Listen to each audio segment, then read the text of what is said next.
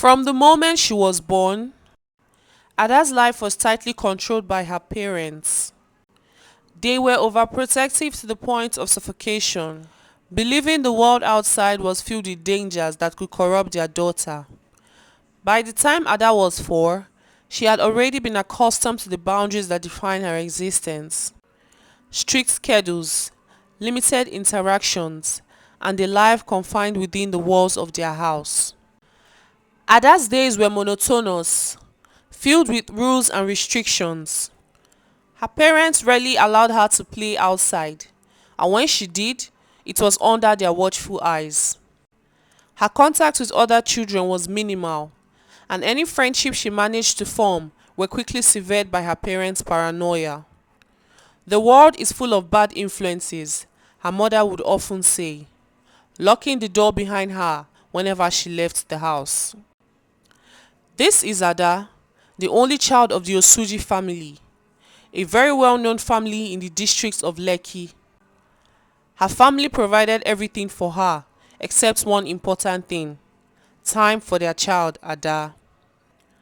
Her parents are very wealthy people who got married at a young age, and God blessed them with the gift of a child 4 years ago. Her parents, Mr. and Mrs. Osuji, were always away on trips, leaving Ada all alone in the hands of their maid, Chisom, most of the time. As Ada grew older, the restrictions only tightened. Her parents were terrified of the changes that came with adolescence. They monitored her every move, controlled her every action, and locked her inside the house whenever they went out. She wasn't allowed to have a phone, social media was out of the question, and her internet access was strictly monitored. Ada's life became a solitary existence. She watched the world through her bedroom window, seeing teenagers her age laughing, working in groups, and living the life she could only dream of. They had instilled in her a deep sense of guilt and fear, making her believe that the world outside was dangerous and that any disobedience would lead to disaster.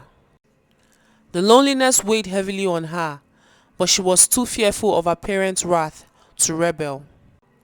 Ada had to get used to the fact that she would never be allowed to go outside of her house, so she should just stop trying. She had already gotten used to the whole thing, and she equally stopped trying to even go outside. The only thing she could do was to always watch and look outside her window every single day, hoping for the day that she would finally be free, free to move about and free to do whatever she wants.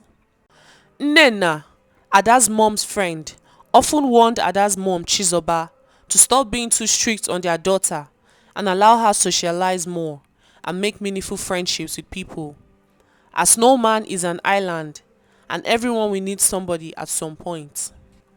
Nnenna told her that it is okay to be very strict on children, especially at an early age, but when the child starts to grow into a teenager, from 16 years old, you should loosen up a little with the child and try to build a very close connection with the child. Make the child feel comfortable around you to discuss certain personal issues with you instead of pushing the child away with your strictness. But all of these words fell on deaf ears as Ada's mom continued being strict on her only child. Ada's father, Chinonso, also supporting his wife and seeing strictness as a way of disciplining a child, continued in this method of raising Ada. They both thought this was the best way to raise a child. They believed they just had to always provide every material thing Ada might need, pay her school fees, and provide food for her to eat. They forgot about raising a child with love and attention. Ada continues to live her life this way, growing in the way that her parents have molded her, still being patient and believing that one day she would get her freedom. Ada had always known that the one way for her to get her freedom would be for her to gain admission into the university. Oftentimes she would say to herself, "They can keep controlling me and my movement for now because I am still going to school from home and I am still in secondary school. But very soon I will be in the university and I'll be free to do whatever I want." When it was time for university, Ada's parents reluctantly agreed to let her leave home. They believed they had done enough to mold her into the perfect obedient daughter, but they underestimated the impact of the sudden freedom she was about to experience. As soon as Ada arrived at the university, she was overwhelmed by the world that was now open to her. The campus was alive with energy, filled with students who seemed to be enjoying a freedom she had never known. At first, Ada was timid and unsure, still carrying the weight of her parents' control. But as the days passed, the allure of her newfound independence became impossible to resist. Ada quickly fell in with a group of students who embraced her as one of their own. They were the kind of people her parents had warned her about: free-spirited, rebellious, and unconcerned with the rules. They introduced her to a world of parties, drinking, and late-night adventures. For the first time in her life, Ada felt alive. The shackles that had bound her for so long were gone, and she was eager to make up for lost time. The more freedom Ada tasted, the more she wanted. She started skipping classes to go out with her new friends, staying out late, and doing things she had never even dreamed of. She began to drink heavily, experiment with drugs, and engage in casual relationships with men who were only interested in exploiting her naivety. The excitement of her new life quickly became an addiction.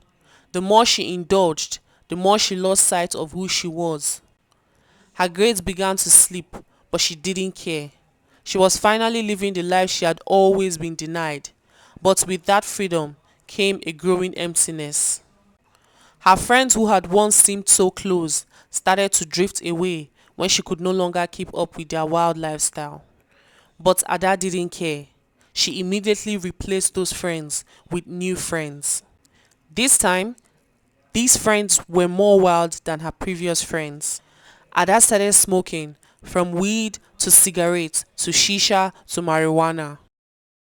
She could take any type of drug, and she was already getting addicted to every type of those drugs. Ada would drink, smoke, get drunk, throw up, go back and drink again. Ada was living a very wayward life, following different men all over the university. She would frolic with her lecturers for grades because she was actually sleeping in her grades. This was the only way she could keep up with her good grades, but for how long? Ada kept enjoying the newfound freedom that she had always wanted. The freedom she had always thought about when she was bound in the four walls of her house. The freedom that she has always dreamt of. The freedom that she would always watch teenagers her age enjoy and pass through. Now, finally, she is experiencing all this freedom and she can't have enough of it. Instead of Ada to go to school, Ada would spend all day smoking and drinking with her friends. She loved every bit of this new lifestyle she was embracing. Ada's friends were no different from her, some of them even more wild than Ada. They would always encourage her and motivate her to keep being a wild child. They told her that she should just enjoy this her age now because she can never get it back. And then whenever Ada remembers what she went through when she was living with her parents, she would even become more wild and more rebellious. As the months passed, Ada's life spiraled out of control. Her parents, unaware of the double life she was leading, still believed she was the obedient daughter they had raised. But reality was far different. Ada's health deteriorated, her grades plummeted, and she became increasingly isolated. The loneliness she had felt as a child returned, but now it was compounded by shame and regret. The men who had showered her with attention disappeared just as quickly, leaving her feeling used and abandoned. Ada had hit rock bottom. And again, all her friends disappeared, leaving her feeling isolated once more. It was as if Ada was becoming too wild for them to handle. And so they decided to leave her all by herself, facing whatever she had brought upon herself. Meanwhile, at the Osuji's mansion, Mr. and Mrs. Osuji were always praying for their daughter Ada. They prayed that she won't fall into temptations and end up making a mess of her life, because since they were far away from her, the only way they could continue to protect her was through prayers. It was as if they knew Ada was living a wayward life and had forgotten the rich, prayerful, responsible family she was coming from. One night, after a particularly rough party that had her throwing up all night due to the large amount of alcohol she took, Ada found herself alone in her dorm room, surrounded by the remnants of her destructive lifestyle. She looked at herself in the mirror and barely recognized the person staring back. The once bright-eyed girl who had longed for freedom was now a broken woman, lost in a world she didn't understand. Ada's wake-up call came when she received a letter from the university warning her that she was on the verge of expulsion because of her never-ending skipping of classes and frolicking with her lecturers for grades. The news got to the university vice-chancellor about lecturers flirting with students just to allow them pass their courses. The realization that she was about to lose everything jolted her out of the fog she had been living in. She knew she needed to change, but she didn't know how to start. The guilt and shame weighed heavily on her, but deep down, she knew she couldn't continue on this path. With great difficulty, Ada sought help from a university counselor. It was the first time she had ever opened up about her childhood, her parents' strict control, and the reckless life she had fallen into. The counselor helped her see that the wayward path she had taken was a response to the oppressive environment she had grown up in. A desperate attempt to reclaim the freedom she had been denied, but what she didn't realize is that the way her parents were strict with her was, despite all odds, the best way to raise a child of this generation. But on the other hand, when the child gets to an adult age, there should be some kind of freedom allotted to the child, so the child can also learn to make decisions on his or her own. The counselor told her all this and hoped Ada would change for good.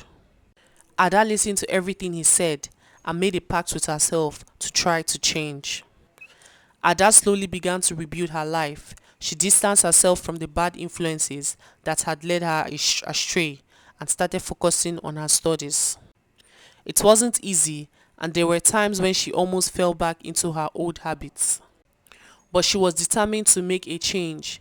She reached out to her parents, and for the first time, she had an honest conversation with them about how their strictness had affected her.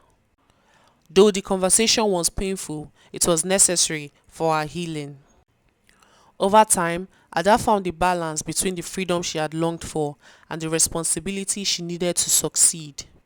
She began to make healthier choices, surrounding herself with positive influences and working hard to regain control of her life.